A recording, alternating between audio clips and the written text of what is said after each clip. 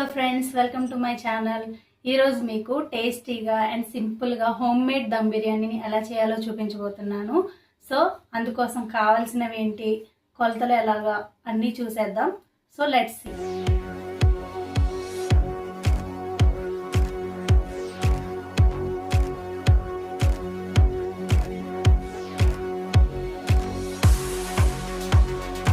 So ఇప్పుడు ముందుగా మనం చికెన్ని బాగా నీట్గా కడుక్కొని పెట్టుకోవాలండి. తర్వాత మనకి గరం మసాలా, అలాగే బిర్యానీ మసాలా పౌడర్, అలాగే ఇప్పుడు చికెన్ మసాలా కూడా వేసేసుకుంటున్నానండి. అలాగే 2 నిమ్మకాయల్ని బాగా పిండి జ్యూస్ తీసి పెట్టుకోవాలండి. నిమ్మకాయ అనేది మనం చికెను కేజీకి 2 నిమ్మకాయలు అలా కొలతలు ఉంటాయి. సో మీరు ఎంత చేసుకుంటున్నారో దాన్ని బట్టి నిమ్మకాయ జ్యూస్ అనేది వేసుకోవాలి. సో నేను ఇప్పుడైతే కేజీ చికెన్కి 2 నిమ్మకాయలు పిండుకొని పెట్టుకున్నాను. సో వేసేసాను. నెక్స్ట్ వచ్చేసి అలాగే కసూరి మేతి ఆకు, ఇది దాన్ని ఏమంటారో నాకు తెలియదండి, బిర్యానీలో వేస్తారు కదా, దీని పేరు అయితే తెలీదు. సో ఇది కూడా కొద్దిగా వేసుకోవాలి. అలాగే పసుపు నీస్ కర్రీలు వండుకున్నప్పుడు మనం ఎక్కువగానే వేసుకోవాలండి, ఎందుకంటే స్మెల్ రాకుండా ఉంటుంది. అలాగే సాల్ట్ తగినంత, మనం మళ్ళీ ఉడికించుకునేటప్పుడు సాల్ట్ అనేది చూసుకుని వేసుకోవచ్చు. ఇలా ముందు వేసుకోవడం వల్ల ముక్కలకి బాగా పడుతుందండి. అలాగే కారం 2 టేబుల్ స్పూన్ల కారం వేసుకుంటే సరిపోతుంది. అలాగే మీకు నిన్న చెప్పాను కదా చాట్ మసాలా పొడి నేను కర్రీస్లో యూజ్ చేస్తానని చెప్పి, సో ఇప్పుడు బిర్యానీలో కూడా యూజ్ చేస్తున్నాను, ఎందుకంటే దీనివల్ల టేస్ట్ అనేది చాలా బాగుంటుంది. అలాగే మెయిన్గా మనకు అవసరమైంది అల్లం వెల్లుల్లి పేస్ట్ అండి. చూస్తున్నారు కదా, ఇది 1 స్పూన్ వేసుకుంటున్నాను. ఇప్పుడు వీటన్నిటిని బాగా మిక్స్ చేసుకోవాలండి. ఇలా చికెన్ని కలుపుకొని 1 గంట సేపు మనం దీన్ని నానబెట్టుకోవాలి. అప్పుడే బిర్యానీకి ముక్కలు అనేవి బాగా ఉడుకుతాయి, అలాగే టేస్ట్ కూడా బాగుంటుందండి. సో ఇలా కలుపుకున్న వాటిని 1 గంట వరకు మనం నానబెట్టుకొని అప్పుడు మనం మిగిలిన ప్రాసెస్ అనేది స్టార్ట్ చేసుకోవాలి. సో ఇలా మొత్తం కలిపేసుకోవాలండి. అలాగే 1 కప్పు వరకు పెరుగు అనేది యాడ్ చేసుకోవాలి. ఈ పెరుగు వల్లే మనకి ఎక్కువ జ్యూసీగా ఉంటుంది. సో పెరుగు 1 కప్పు వరకు వేసేసుకోవాలి. అలాగే పుదీనా కూడా కొద్దిగా యాడ్ చేసుకోవాలి, ఎందుకంటే మళ్ళీ తర్వాత అంతా మనం పుదీనాతో చేస్తాం కాబట్టి ఇందులో కొద్దిగా స్మెల్ కోసం వేసుకుంటే సరిపోతుంది. సో చూస్తున్నారు కదా, ఇలా మొత్తం చికెన్ అనేది మ్యాగ్నేట్ చేసుకోవాలండి. ఇంట్లోనే ఇలా చేసుకోవడం వల్ల చాలా హెల్తీగా ఉంటుందండి. బయట తినడం ఈ రోజుల్లో చాలా వస్తున్నాయి కదా, హోటల్స్ మీద రైడ్స్ జరుగుతున్నాయి, దమ్ బిర్యానీలు మండీలకి వెళ్ళకూడదని చెప్తున్నారు. సో అందుకోసం మీరు ఇలా ఇంట్లో చేసుకొని తింటే హోటల్లో కంటే ఇదే బెస్ట్ అండి చెప్పాలంటే. సో మీరు ఎప్పుడైనా సరే ఇలా ఇంట్లో చెప్పినట్టు చేసుకున్నారంటే మాత్రం మీరు హోటల్కి వెళ్ళే పని కూడా ఉండదు. సో చూస్తున్నారు కదా, ఇలా మొత్తం మసాలా అంతా ముక్కకి పట్టే విధంగా కలుపుకొని 1 గంట సేపు మనం మ్యాగ్నేట్ చేసుకోవాలి. సో తర్వాత మనం దీన్ని నెక్స్ట్ ప్రాసెస్ చూద్దాం కదా. ఇందాక చికెన్ అనేది మనం మ్యాగ్నేట్ చేసి పెట్టుకున్నాం కదా, సో అది మ్యాగ్నేట్ అవుతుంది. సో అలాగే ఇప్పుడు మనం రైస్ అనేది కుక్ చేసుకోవాలి. దానికోసం మనం వాటర్ అనేది ఫస్ట్ మరిగించుకోవాలండి. అందులో వాటర్లో మనం చూస్తున్నారు కదా, ఇలా బిర్యానీ సామాన్లు, యాలకులు, మిరియాలు కొద్దిగా ఇవి వేసుకొని మరిగించుకోవాలి. అలాగే కొద్దిగా 1 టేబుల్ స్పూన్ వరకు సాల్ట్ వేసుకోవాలండి. అలాగే ఇందులో ఆయిల్ కూడా వేసుకోవాలి. సో ఆయిల్ వేసుకోవడం వల్ల ఏంటంటే రైస్ అనేది దగ్గరికి అతుక్కుపోకుండా పొడి పొడిగా వస్తుంది మనకి. అలాగే 2 బిర్యానీ ఆకులు కూడా వేసుకోవాలి. ఇప్పుడు మనం ఈ వాటర్ని మరిగించుకుందామండి. సో స్టవ్ వెలిగించుకొని ఈ వాటర్ అనేది బాగా మరిగినప్పుడు ఇందులో రైస్ అనేది వేసుకోవాలి. అలాగే మనం రైస్ని కూడా పక్కన కొలత తీసుకోవాలండి. సో అలాగే ఇప్పుడు రైస్ తీసుకున్నాము. మనం రైస్ అనేది ఇలా కొలత తీసుకోవాలి. సో ఇందులో మనం వాటర్ వేసుకొని మనం వాటర్ అది మగ్గించుకునేటప్పుడు ఈ రైస్లో అనేది మనం వాటర్ అనేది వేసుకొని నానబెట్టుకోవాలండి. అలా పెట్టుకోవడం వల్ల మనం ఆ రైస్ అనేది తొందరగా వాటర్లో వేయగానే కుకింగ్ అయిపోతుంది. సో ఇందులో మనం వాటర్ వేసుకుందాం. సో ఇందులో వాటర్ అనేది వేసేసుకోవాలి.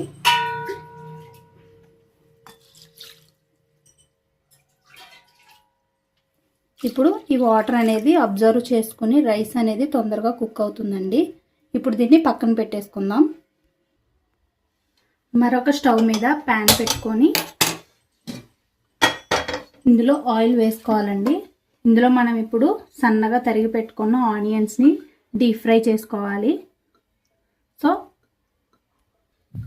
చూస్తున్నారు కదా, ఇలా ఆయిల్ అనేది ఎక్కువగానే పడుతుంది కదా. ఇందాక ఇప్పుడు ఆయిల్ అనేది హీట్ అయిపోయిందండి. ఇందులో మనం సన్నగా తరిగి పెట్టుకున్న ఆనియన్స్ని వేసి ఫ్రై చేసుకుందాం.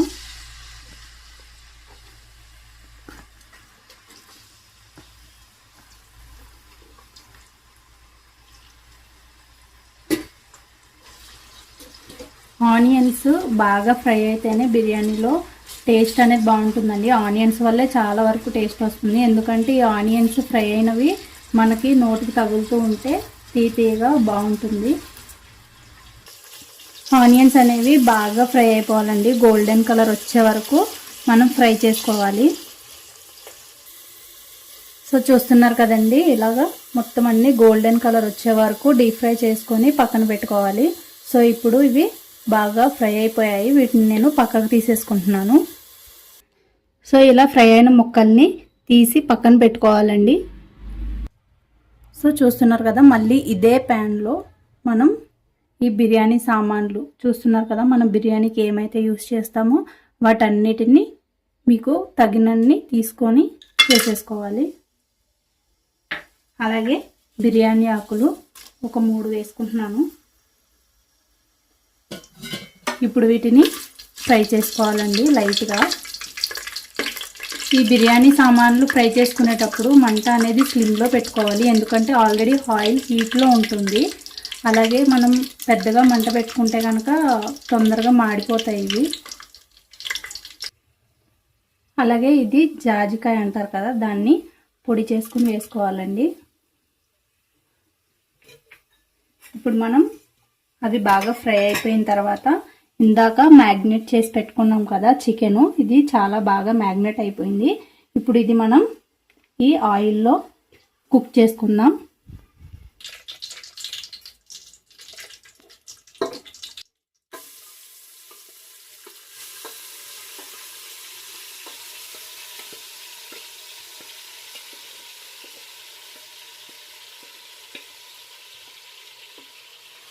సో ఇలా మొత్తం చికెన్ వేసేసుకొని ఇప్పుడు మనం ఇది కుక్ చేసుకోవాలండి.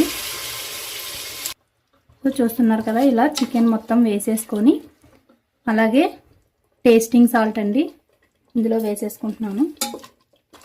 సో ఇది మొత్తం బాగా కలిపేసుకొని మూత పెట్టుకొని ఒక 5 మినిట్స్ కుక్ చేసుకొని అప్పుడు మళ్ళీ మూత తీసి చూసుకోవాలండి. ఇలా ఇందులో ఉన్న ఈ వాటర్ అంతా మగ్గిపోయి ఆయిల్ పైకి వచ్చి కర్రీలా అయినప్పుడు మనం రైస్ అనేది యాడ్ చేసుకుందాము. సో ఇప్పుడు నేను 5 మినిట్స్ వరకు మూత పెట్టేస్తున్నాను.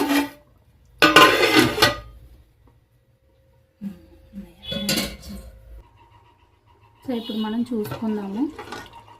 సో చూస్తున్నారు కదా, వాటర్ అన్నీ ఇంకిపోతున్నాయి. అలాగే ఇందులో 2 పచ్చిమిర్చి చీనికలు కూడా వేసుకుందామండి. యాక్చువల్లీ ఇందాక మ్యాగ్నేట్ చేసినప్పుడు వేసుకోవాలి, నేను మర్చిపోయాను. సో మ్యాగ్నేట్ చేసినప్పుడు వేసుకోవచ్చు, లేదా ఎలా వేసుకున్నా కూడా పర్లేదు. సో చూస్తున్నారు కదా, వాటర్ ఇంకా చాలా ఉన్నాయి. ఇవన్నీ కూడా మొత్తం ఇంకిపోయిన తర్వాత మనం రైస్ అనేది వేసుకుందాము. సో మళ్ళీ మూత పెట్టేసుకొని ముక్క బాగా ఉడికే వరకు కుక్ చేసుకుందామండి.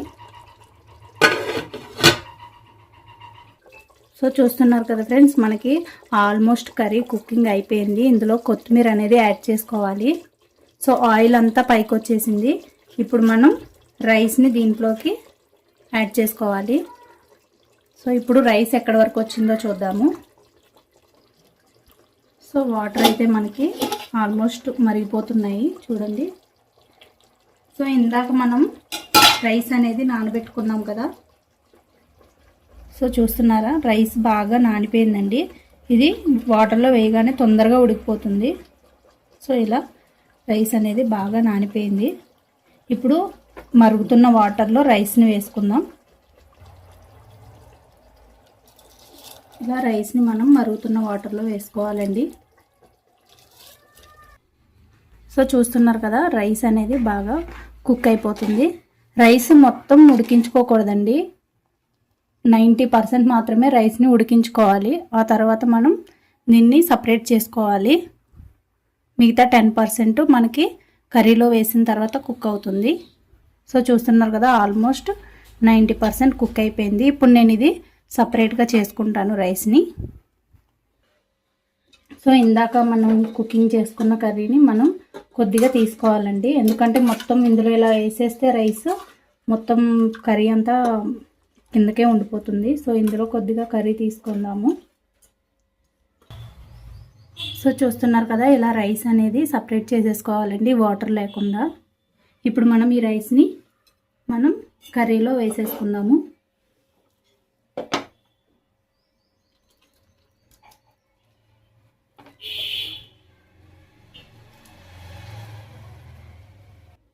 ఇప్పుడు ఇలా రైస్ అనేది సమానంగా వేసుకోవాలండి. ఇలా వేసుకున్న తర్వాత మనం ఇందాక ఫ్రై చేసి పెట్టుకున్న ఆనియన్స్, అలాగే పుదీనా ఇలా పైన వేసుకోవాలండి. లేయర్స్ కింద వీటిని మనం వేసుకోవాలి. అలాగే ఇందాక పక్కన తీసి పెట్టుకున్నాం కదా చికెన్, సో కర్రీ కూడా వేసేసుకున్నాము.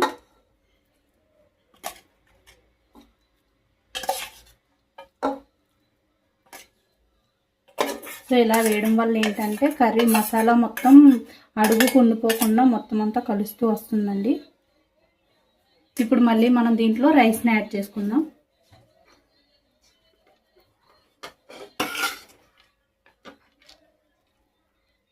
సో చూస్తున్నారు కదా, ఇలా మళ్ళీ రైస్ అనేది యాడ్ చేసుకొని ఇప్పుడు మళ్ళీ ఫ్రైడ్ ఆనియన్స్ వేసుకోవాలి. ఇలా మొత్తం చుట్టూ ఫ్రైడ్ ఆనియన్స్ వేసేసుకోవాలండి. సో ఒకసారి బిర్యానీ ట్రై చేయండి. అలాగే మా ఛానల్ని సబ్స్క్రైబ్ చేయండి, లైక్ చేయండి, కామెంట్ చేయండి ఫ్రెండ్స్. చూస్తున్నారు కదా, ఇలా కొత్తిమీర, పుదీనా అన్నీ ఇలా వేసేసుకొని మళ్ళీ మూత పెట్టేసుకోవాలండి. ఇలా మూత పెట్టేసుకొని మంట అనేది స్లిమ్లో పెట్టుకోవాలండి. హైలో పెడితే మనకి అడుగున ఉన్న కూర అనేది మాడిపోతుంది. అలాగే దీని మీద మనం బరువు ఏదైనా పెట్టాలండి, ఎందుకంటే గాలి బయటకు వెళ్ళకుండా దమ్ అనేది బాగా అవుతుంది. సో ఇందాక నేను హీట్ వాటర్ పక్కకు తీసుకున్నాను. సో దాన్ని నేను బరువుకి పైన పెట్టుకున్నానండి. సో ఇది 5 మినిట్స్ తర్వాత చూద్దాము. ఇప్పుడు 5 మినిట్స్ అయిపోయిందండి. ఇప్పుడు మనం ఎంతవరకు కుక్ అయిపోయిందో చూసుకుందాము. సో యాక్చువల్గా బిర్యానీ అంటే మా అమ్మ అండి చాలా బాగా చేస్తుంది, హోటల్లో చేసినట్టే చేస్తుంది. నేను కూడా తన దగ్గరే నేర్చుకున్నాను. సో ఈసారి ఎప్పుడైనా వెళ్ళినప్పుడు మా అమ్మ చేసినప్పుడు మీకు వీడియో తీసి చూపిస్తాను. సో చూస్తున్నారు కదా, బిర్యానీ మొత్తం ఆల్మోస్ట్ అయిపోయిందండి. సో ఇప్పుడు మనం దీన్ని ఆఫ్ చేసేసుకోవాలి. ఆఫ్ చేసుకుని మూత పెట్టుకుని ఒక 5 మినిట్స్ తర్వాత కనుక తింటే చాలా బాగుంటుంది. సో చూస్తున్నారు కదా ఫ్రెండ్స్, మనకి బిర్యానీ అయితే కుకింగ్ అయిపోయింది. సో ఇంట్లోనే ఈజీగా ఎలా చేసుకోవాలో మనం బిర్యానీ ప్రాసెస్ అనేది చూసాం కదా. మీరు కూడా ట్రై చేసి ఎలా ఉందో నాకు కామెంట్లో చెప్పండి.